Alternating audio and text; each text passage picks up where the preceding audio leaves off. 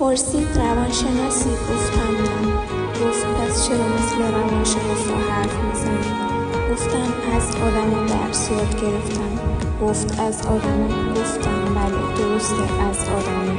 از اونایی که تو شرایط سخت کنارم نبودن، از اونایی که هیچ وقت پشتم در نیومدن، از اونایی که همیشه و هر جا منو مقصر می‌دونستن، از اونایی که گفتن تو عقل نداری، از اونایی که تو هر کاری از زندگیم دخالت کردن، از اونایی که همیشه بهم سرکوب می‌زدن، از اونایی که تو شرایط بد و افسردگی شدیدم کنارم نبودن، ولی وقتی یه ذره شاد شدن همه شدن فامیل، دوست، رفیق.